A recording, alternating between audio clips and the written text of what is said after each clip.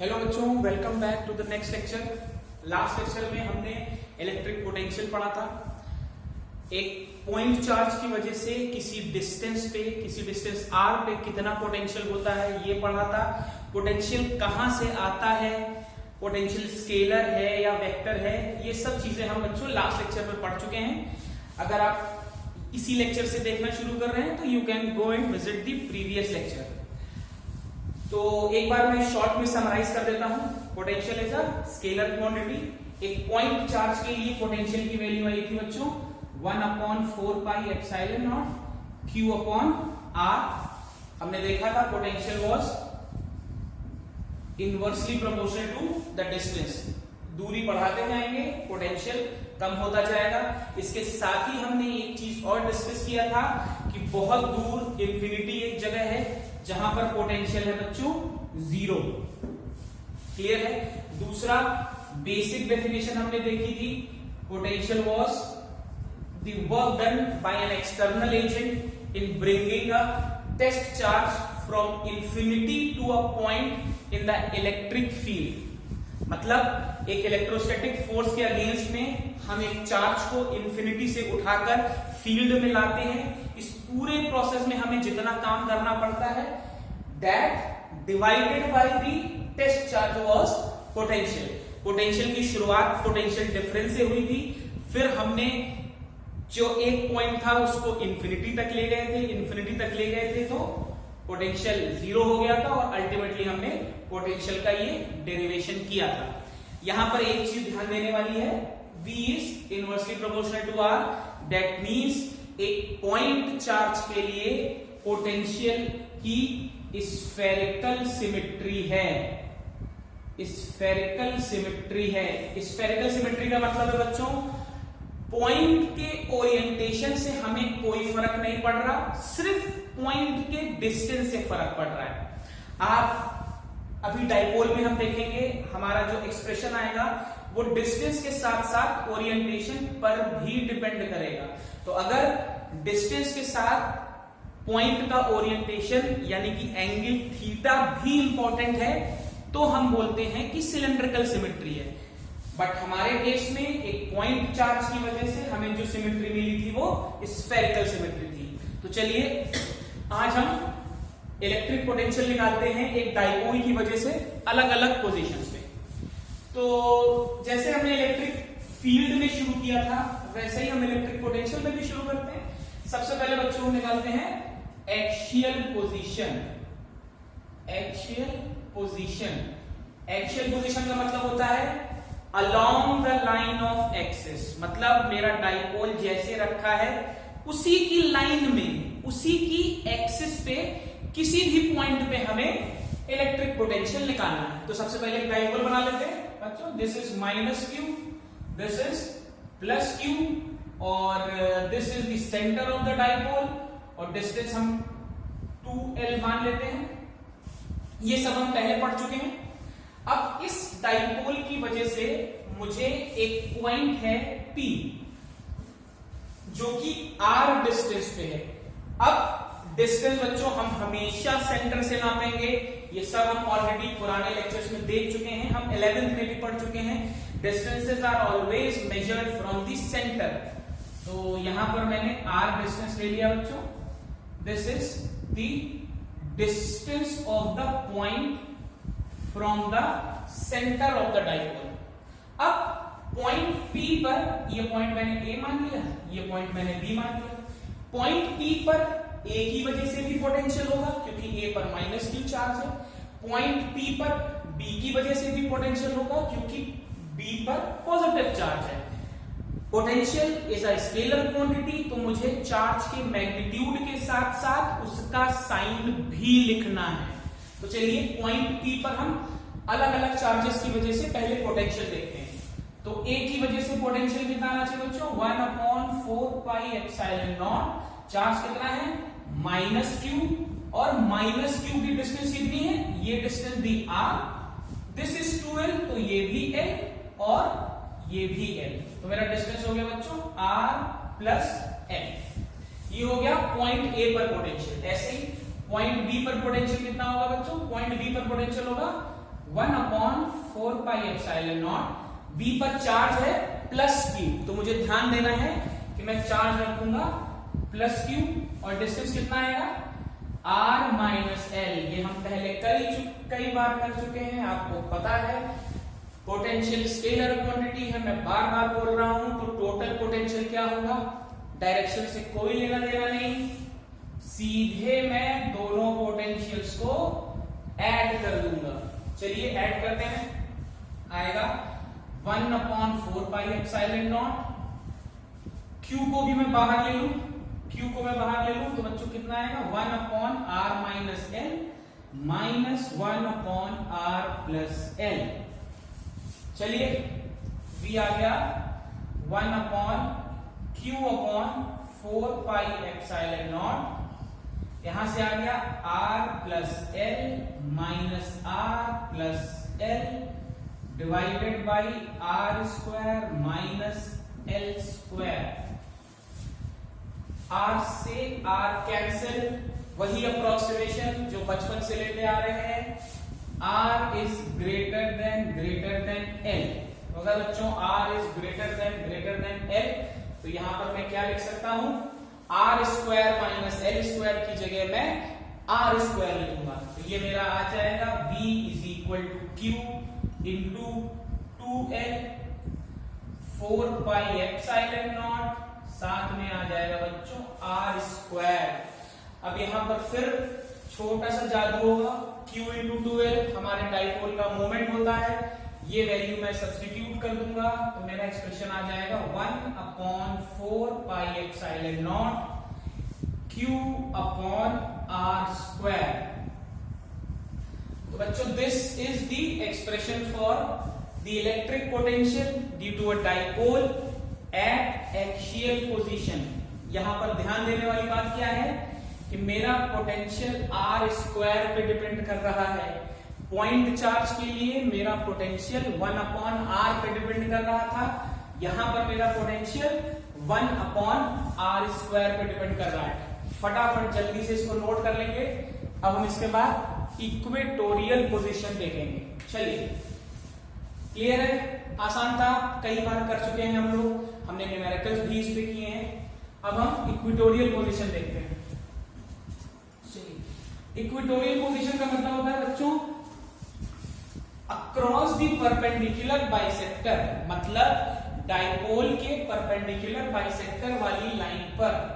तो ये मेरा डाइपोल हो गया माइनस क्यू, ये हो गया बच्चों प्लस क्यू, लेंथ हो गई 2l, और स्ट्रेट लाइन नहीं बन पा रही है। This is my equatorial position. ये मेरा पॉइंट P है, ये मेरी डिस्टेंस R है। मुझे इस पॉइंट पर इलेक्ट्रिक पोटेंशियल निकालना है, कुछ नहीं करना है, इसको ऐसे ज्वाइन कर देना है, इसको ऐसे ज्वाइन कर देना है। ये भी लेंथ बच्चों L होगी और ये भी लेंथ बच्चों L होगी। तो मेरा ये डिस्टेंस कितना आ जाएगा, ये डिस्टेंस आ जाएगा √r² प्लस l²। ये डिस्टेंस भी आ जाएगा √r² प्लस l²।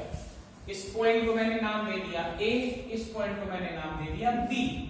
अब VA कितना होगा बच्चों, 1/4πε0, चार्ज है माइनस क्यू, डिस्टेंस है √r² प्लस l²। क्लियर है। ऐसे ही VB कितना हो जाएगा, VB हो जाएगा बच्चों 1/4πε0 plus q divided by r² plus l²। Clear है। अब हम देख रहे हैं एक नेगेटिव है एक पॉजिटिव है, तो टोटल पोटेंशियल हो जाएगा VA प्लस VB। इसको सॉल्व करेंगे तो आएगा 0। That means electric potential at equatorial position is 0। Perpendicular bisector पे मैं किसी भी पॉइंट पे मूव करूंगा तो मुझे इलेक्ट्रिक पोटेंशियल 0 ही दिखाई देगा। क्लियर है। चलिए अब बच्चों हम इलेक्ट्रिक पोटेंशियल देखेंगे किसी भी आर्बिट्ररी पॉइंट पे, अब हम दो पोजीशन देख चुके हैं कि एक्सिस पे अगर पॉइंट है तो पोटेंशियल कितना होगा, इक्वेटोरियल लाइन पे है तो पोटेंशियल कितना होगा।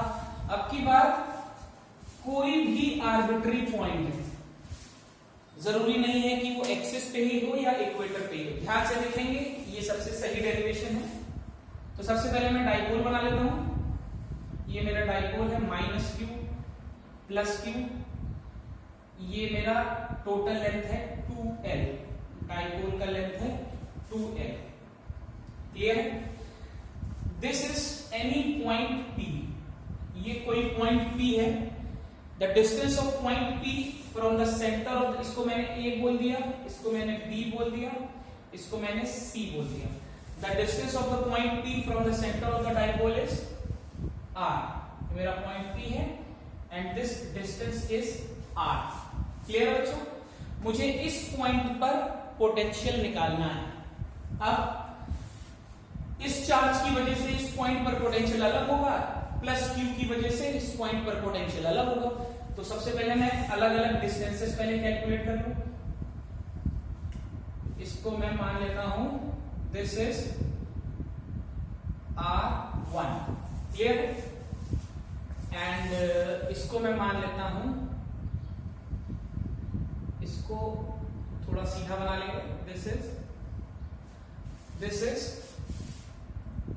r2, this is r2 and the point makes an angle theta, clear, clearly point p plus q की साइड है तो r1 डिस्टेंस ज्यादा होगा r2 से, मुझे डायग्राम में भी क्लियर हो रहा है।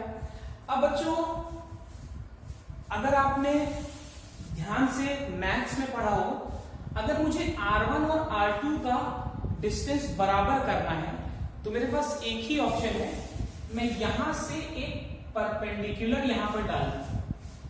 अगर ये लाइन मेरी परपेंडिकुलर है 90 डिग्री है बच्चों, तो ये एडिशनल डिस्टेंस है, इसके बाद ये दोनों लेंथ बराबर है, तो ये लेंथ हो जाएगी r1 - r2, क्लियर है। मैंने क्या किया, मैंने AP पर एक परपेंडिकुलर डाला इस तरीके से कि मुझे वो एडिशनल लेंथ हटानी थी जो -q चार्ज को यहां तक ले जाने में मैंने ट्रेवल की। भाई किसी भी पॉइंट पे पोटेंशियल तभी आएगा जब कुछ वर्क होगा। वर्क कैसे करेंगे, हम चार्ज को कहीं से उठा के कहीं ले जाएंगे। तो पॉइंट P पर -q की वजह से पोटेंशियल तभी तो आया होगा जब -q को मैं पॉइंट P तक ले गया। ऐसे ही पॉइंट P पर +q की वजह से पोटेंशियल तभी आया होगा जब +q को मैं P पर ले गया। अब मैंने देखा कि r1 और r2 डिस्टेंस मुझे अलग अलग दिखाई दे रही, तो मैंने क्या किया, मैंने वो पॉइंट निकाला जहां के बाद r1 और r2 सेम थे। तो वो पॉइंट बच्चों मैंने मान लिया D, D के बाद r1 और r2 सेम थे, तो इतनी लेंथ मेरी, दिस लेंथ, ये लेंथ मेरी हो गई r1 - r2। अब देखेंगे मैं क्या कर रहा हूं। सबसे पहले मैं पोटेंशियल निकाल रहा हूं ड्यू टू A, कितना आएगा बच्चों, 1/4 pi epsilon naught -q divided by r1, इतना ही आएगा, क्लियर है। फिर मैं पोटेंशियल निकाल रहा हूं VB, कितना आएगा बच्चों, 1/4 pi epsilon naught q upon r2। अब मुझे टोटल पोटेंशियल निकालना है, तो टोटल पोटेंशियल में भी VA प्लस VB कितना आएगा, 1/4 pi epsilon naught q 1/r2 minus 1/r1, इतना ही आना चाहिए। चलिए इसको सॉल्व करते हैं। q 4 pi epsilon not r1 minus r2 divided by r1 r2। अगर मुझे ये दो वैल्यूज पता चल जाएं तो मैं पोटेंशियल की बात कर सकता हूं। अब बहुत ध्यान से समझेंगे, हम कुछ अप्रोक्सीमेशंस ले रहे हैं। पहला अप्रोक्सीमेशन हमें मालूम है R is greater than L। मतलब डाइपोल के जो टोटल डिस्टेंस है, या 2L भी लिख सकते हैं, एक ही बात है। L बहुत छोटा है तो L 2L हार्डली मैटर्स। जो पॉइंट है जहां पर मैं पोटेंशियल निकाल रहा हूं वो पॉइंट मेरे सिस्टम ऑफ चार्जेस से बहुत दूर है। वो पॉइंट मेरे सिस्टम ऑफ चार्जेस से बहुत दूर है, मतलब ये पॉइंट बहुत दूर है और L बहुत छोटा है। ये जो डिस्टेंस L है ये बहुत छोटी है। अगर बच्चों ये डिस्टेंस बहुत छोटी है और पॉइंट बहुत दूर है, तो लगभग मैं कह सकता हूं कि ये एंगल भी थीटा ही होगा। फिर से देखिए, मेरा R, this is my R is very large, point P बहुत दूर है, और ये पॉइंट बहुत नजदीक है। इतने नजदीक है कि लगभग जो एंगल ये है अप्रोक्सीमेटली वही एंगल भी ये आएगा। सिंपल अप्रोक्सीमेशन में कोई ऐसा कॉन्सेप्ट नहीं है जो आप ना समझ पाए, प्लेन ज्योमेट्री है, तो ये एंगल भी अप्रोक्सीमेटली थीटा ही आएगा। अब बच्चों अगर हम ट्रायंगल ABD यहां पर देखें तो cos थीटा कितना होगा? ABD cos theta is base is this divided by hypotenuse is 2L।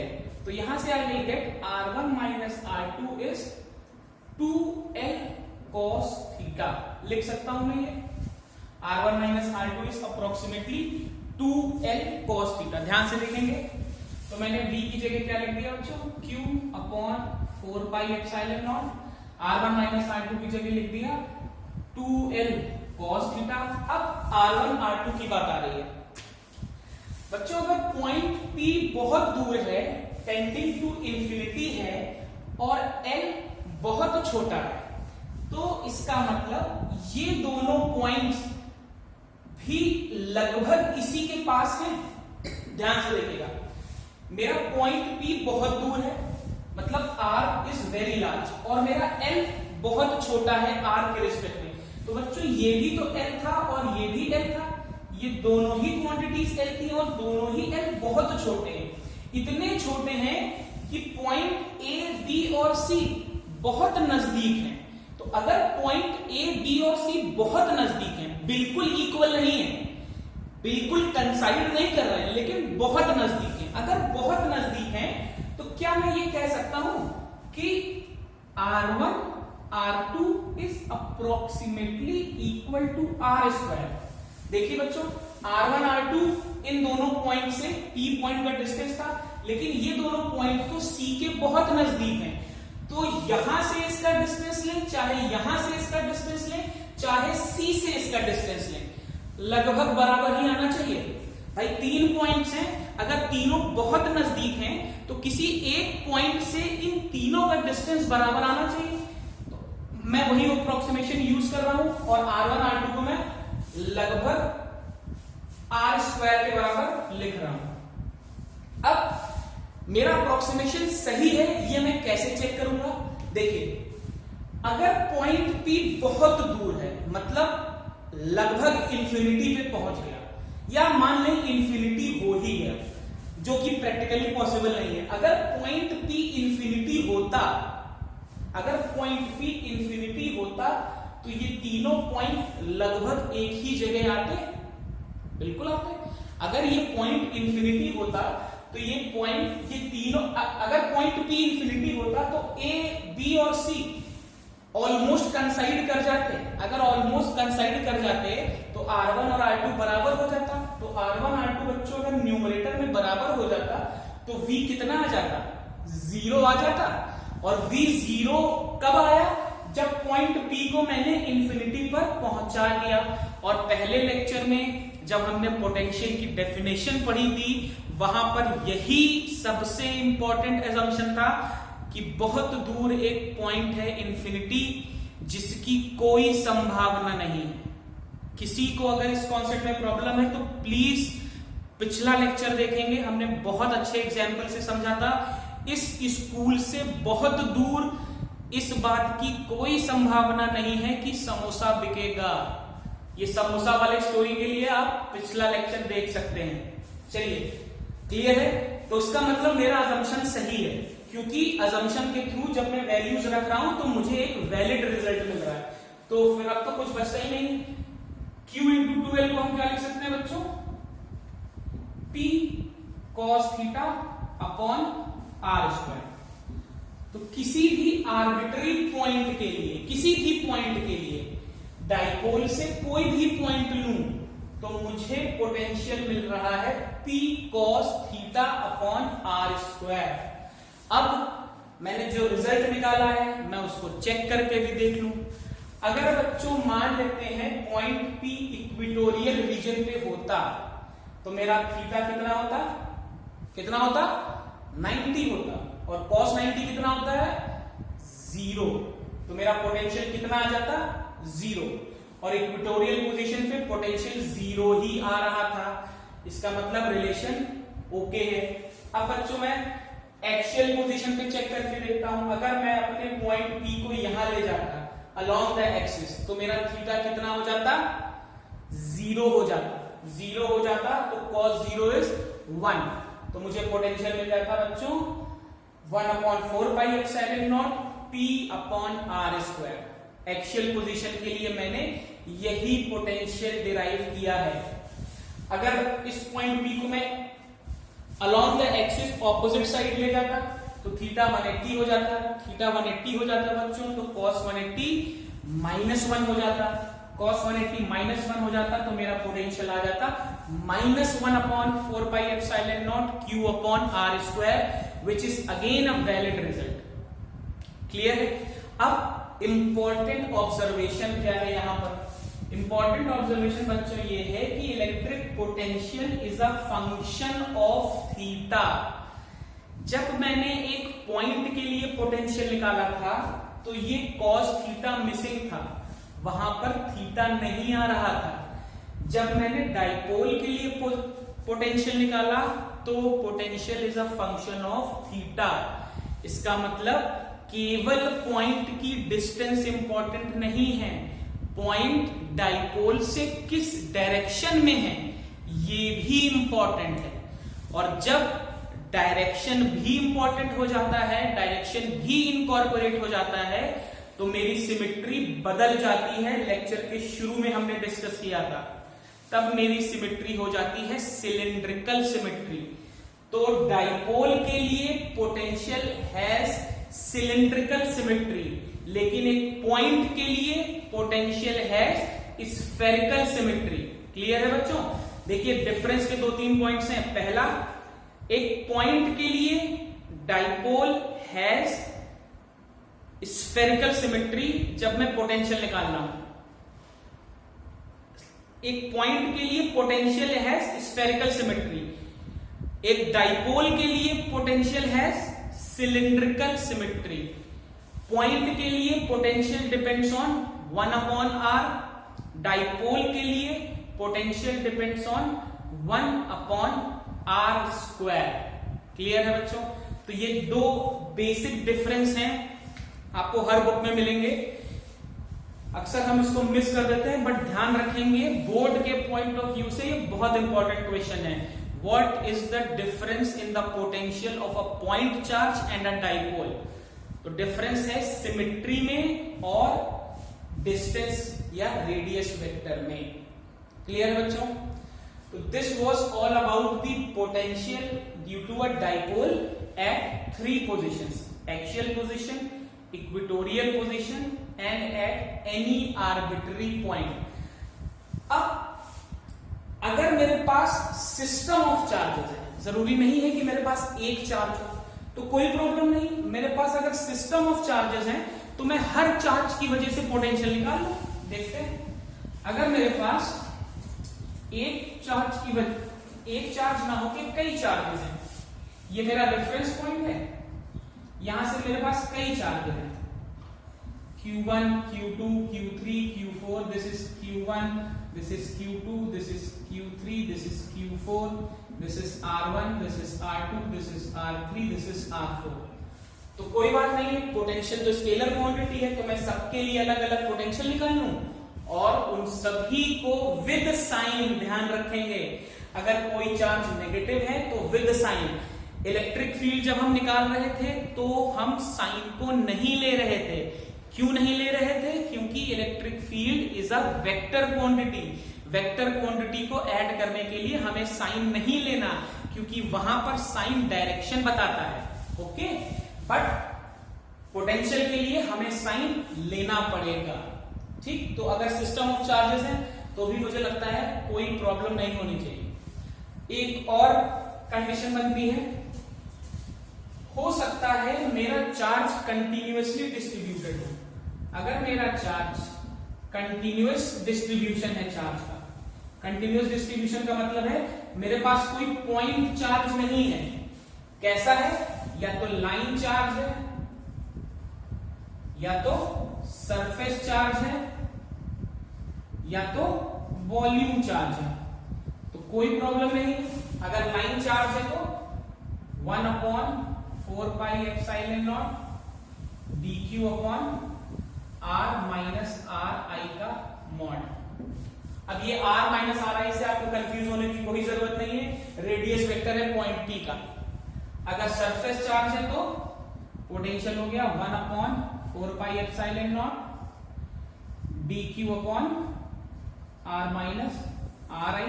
यही सेम यहां पर एप्लीकेबल है। अब dq की वैल्यू हर जगह अलग अलग है। यहां पर dq कितना है? Lambda into dl। यहां पर बच्चों dq कितना है? सिग्मा इंटू da या ds, आप जो भी कन्वेंशन फॉलो कर रहे हैं। और वॉल्यूम के लिए बच्चों मेरा dq कितना है? Rho into dv। क्लियर है? यहां पर लाइन इंटीग्रल, यहां पर सरफेस इंटीग्रल और यहां पर वॉल्यूम इंटीग्रल। तो अगर मेरा कंटिन्यूअस चार्ज डिस्ट्रीब्यूशन है लाइन, सरफेस या वॉल्यूम पे, तो भी परेशान होने की जरूरत नहीं है। सिंपल सा प्रोसीजर है, इंटीग्रेट करना है हमें। चलिए, आई होप समझ में आ गया होगा। This was all about the potential at different positions because of a dipole and potential because of continuous charge distribution. अब नेक्स्ट लेक्चर में, पोटेंशियल के पहले ही लेक्चर में मैंने बताया था किसी भी चार्ज की कैरेक्टरिस्टिक या स्ट्रेंथ पढ़ने के लिए मेरे पास दो ऑप्शन है, या तो मैं इलेक्ट्रिक फील्ड पढ़ लूं या तो मैं उसका पोटेंशियल पढ़ लूं, और दोनों ही चीजें मुझे उसकी स्ट्रेंथ, उसकी फील्ड की इंफॉर्मेशन देंगी। और मैंने ये भी बोला था कि स्ट्रेंजली ये दोनों एक दूसरे से रिलेटेड होते हैं। तो अब नेक्स्ट लेक्चर में बच्चों हम देखेंगे कि इलेक्ट्रिक फील्ड और पोटेंशियल एक दूसरे से कैसे रिलेटेड है। बड़ा ही इंटरेस्टिंग रिलेशन है और बहुत इंपॉर्टेंट एप्लीकेशन भी है। तो please don't miss the next lecture. तब तक के लिए stay safe, stay healthy, study well, and please don't forget to subscribe the channel. Thank you.